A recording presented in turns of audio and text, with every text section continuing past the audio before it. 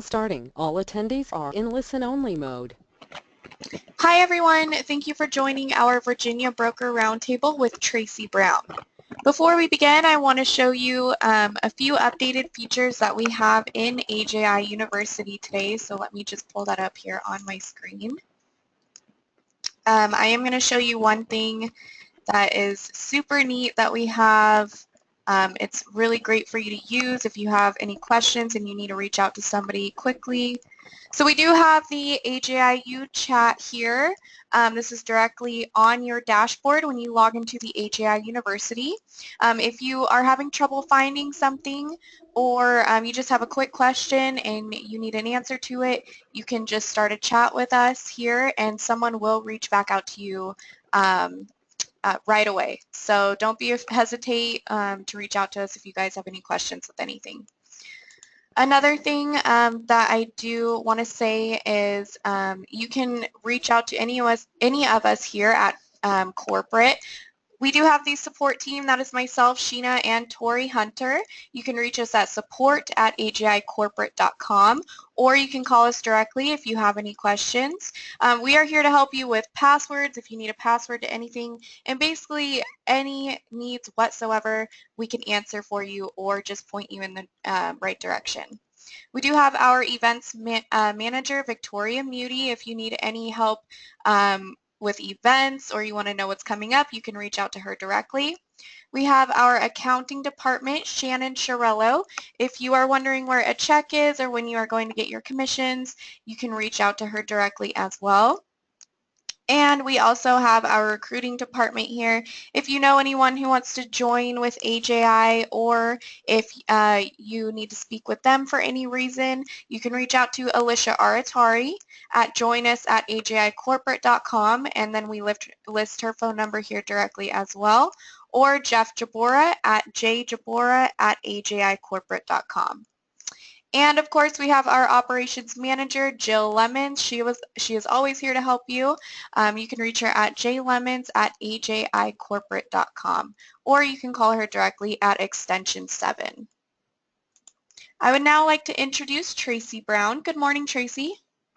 Good morning, Sheena. How everything's going there? You on the West Coast, so therefore it's morning for you, and it's afternoon here on the East Coast today. Other than that, everything is going well. I'm ready to get started. Perfect. Are you ready? I am ready. Okay, will not take us long. Today I want to talk about contracts, how important and essential it is to fill out the contract properly, and also a little about listings as well. And why I want to share with you today, because this is some of the areas I see the most challenging for real estate agents, not just agents with AJI, but agents overall. And I will share some things with you that I know can really help you. Now, we know today's market, especially on the East Coast, is what we call a seller's market, being that it's a seller's market. Yes, sometimes the seller's demand for pricing can be extremely high. So what does that mean? That means listings sometime, or sellers feel like they can get more than what their property is actually worth sometime. They're overpricing it, sometimes they get it, and sometimes they don't. Well, first I want to give you some key points to have about taking a successful listing. This is one of the main key points that can help you do a better job with taking listings. Some of us have great listing presentations, and sometimes they can be overwhelming. You don't need to have an overwhelming presentation to do good in taking a good listing. One of the things I like to share with you is sometimes too much paperwork can be a hindrance, and you focus so much on the paperwork until you're not actually closing the deal. Basic information in your listing package that I share with you is positive to have, but don't overdo it. You want to tell a little about yourself, who you are.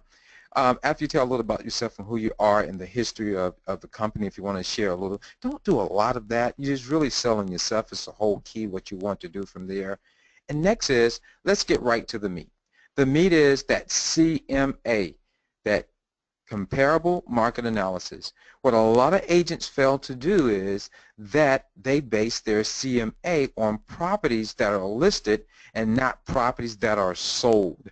Now, the marketing efforts that you put into selling that listing should be based on the marketing time of the property sold. So I tell the agents, you want to look at the solds in the last 6 months. And that's what the appraiser is going to go by as well. So not only are you going to get the best price to get the property sold in a short amount of time, but you're also going to get a property that's priced right for the appraiser.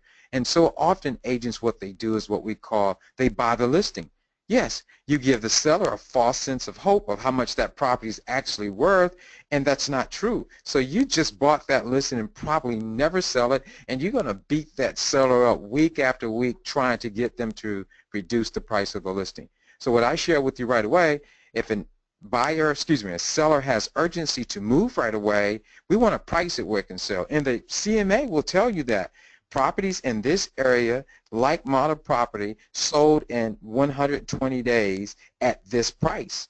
Well, Mr. Ms. Seller, if you want to get your home sold, if you list your home at this price, we will have it sold in 120 days or less. Right here, this is the price. All we need to do now is sign the contract so I can get you what you want and the time you want. Won't that be great? Man, that's just a sales presentation, guys. I get excited when I start talking about this. But let's go here next. So that CMA is extremely important.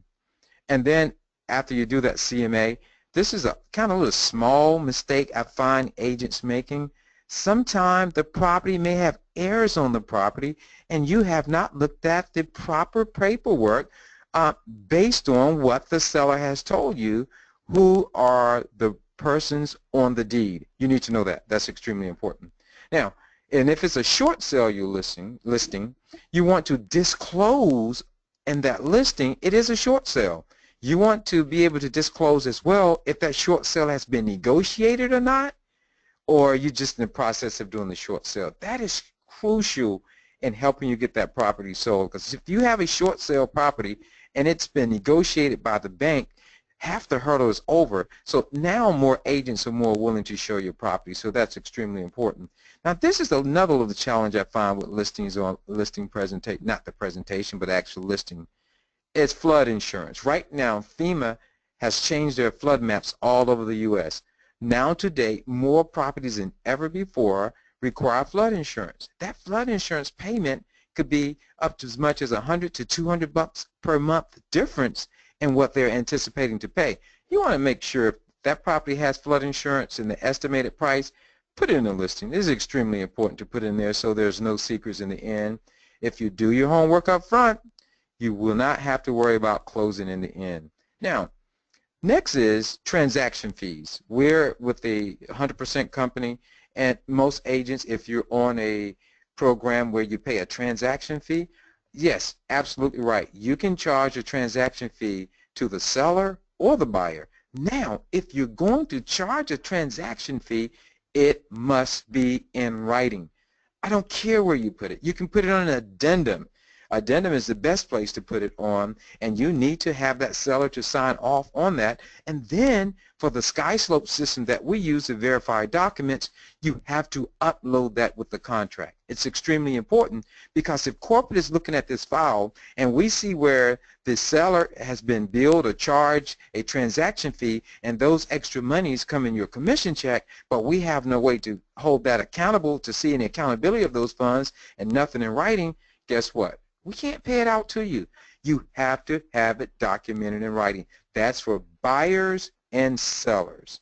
Now, if you're working with buyers, I hope you will put that information on the buyer-broker agreement.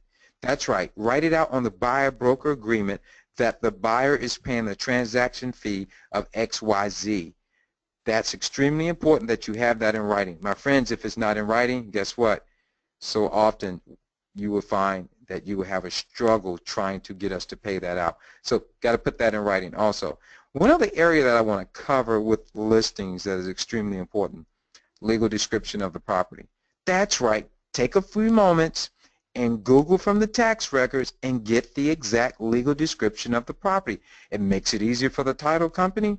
It lets the buyer know exactly what they're purchasing, so there's no room for error when you can put that legal description clearly what is stated in the tax record what that legal description is. Is that 100%? No, it's not. But it's better than sometime when the agent just want to put lot 2 and the property's address. that hurts in the long run when it comes to closing on this property. It could come back and haunt you. Now, I talked a little today about listings.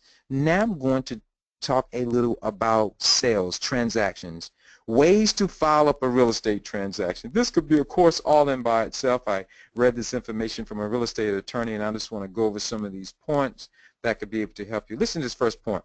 The seller does not have the authority to sell the property. I just talked about that.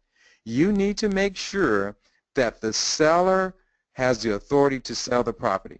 I've seen nightmares that happen where you're talking to one of the spouse and not the other spouse, so they may be separated, and you get right to the end of this whole deal. You take a contract on this property, and then when the title search is done, you find out that's what? Guess what? There's someone else on the deed.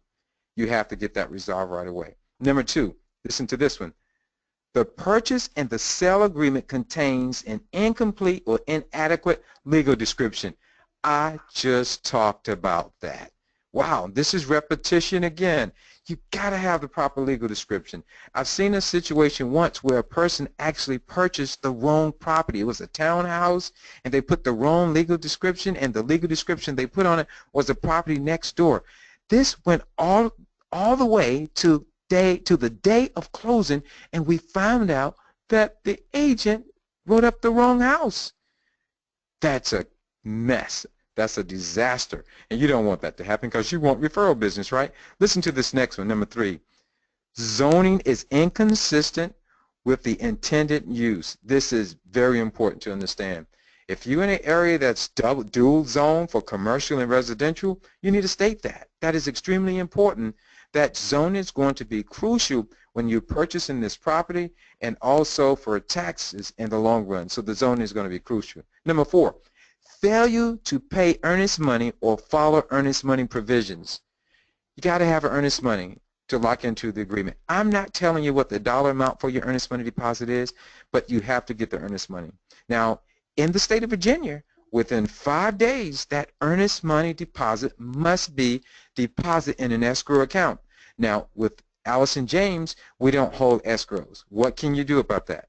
The closing company, title company can hold the escrow, or you can let the other company hold the escrow. If it's a listing agent, they can hold the escrow, or vice versa if it's the selling agent, whichever one it is, but we do not hold escrows. It keeps us compliant. Number five, no meeting of the minds in the purchase and sale agreement. You fail to recognize whether or not there has been a true acceptance of real estate contract. This is another issue that happens sometimes. How does this happen? That there are some things that you have not pinpointed that could be a part of the agreement or be a part of the counter offer or rejecting the offer, that you never came to terms with the buyer and the seller on this minute issue. What could happen in the long run? At the long run, it was not put on the table and the whole deal can fall apart. Let's give an example of what I'm talking about. I had one situation where that the buyer wanted this swing set. It was like this $3,000 wooden swing set in the backyard, and the buyer just understood that the swing set stayed. It was not put in writing in the contract, and when they closed on this $500,000 house, the swing set was gone. Wow. Now the agent feels like mud because the agent did not realize that that swing set was what the buyer wanted as a part of this deal. It was not stated. Does the seller have to leave the swing set? Absolutely not. It should have been put in writing. These are small things and small challenges I find with contracts, and I'm assisting agents with other brokers when they become an issue. We can resolve a lot of these issues by taking on these basic concepts and techniques. Number six, balance of the loan will be paid off with the promissory note and the deed of trust, and then the note and the deed of trust are not attached. If there's a balance that needs to be paid off, there's a second mortgage, third mortgage, you need to state this on the addendum so the title company know up front that there's a second and third mortgage. It may not have come up in the title search or on the files as a lien, but there is one on there. This could hold up the closing. Next, everything must be in writing. Everything must be in writing. I won't even talk about that. You have to put everything in writing or it can come back and haunt you as an agent, as a selling agent, as a listing agent. It can come back and haunt you. I can tell you nightmares and stories. Don't have the time for that. Just put it in writing. Listen to number 8. Confirm that the seller disclosure form is filled out correctly. Sometimes the seller may not disclose things about the house, but you want to make sure the disclosures are filled out properly. Does the seller have an obligation to disclose everything? It doesn't state that precisely. They should, but do they always? Not always. So as the agent, we want to look out for the interests of our client. So therefore, we want to make sure everything is disclosed properly on the disclosure form. Anything that we note that's on there, we want to make sure it's in writing there. Listen to this. Number 9, allowing seller to stay in possession after closing without a possession agreement. This is a no-no. Do not do that. We need to put a possession agreement in writing, give the seller a deadline date to get out of the house, and then also let the seller know how much they will be paying you per diem per day of the days they stay in the house or the days they're over past the time you give them. This is extremely important. I've seen situations like this haunt us as agents in the business. Number 10, failure to clearly identify what the seller takes with them. I talked to you about that earlier in a different type of situation. It should be all on the contract. You better put it in writing. I'm telling you, if you like that beautiful new refrigerator that you hit the button and tell you what's in the refrigerator, and you want that wonder refrigerator, and you find out, guess what? When you close on the house, you come back, it's a college dorm refrigerator. What happened to that beautiful refrigerator? It was not stated in writing in your contract that you wanted how it appeared at time of walkthrough and everything that's in the listing at the time when you first saw the house. If it's something specific you want, you better write it out. That's right. If you want that fancy chandelier, you better write it out. You may come back and see this cheap $25 chandelier and there was a $3,000 chandelier.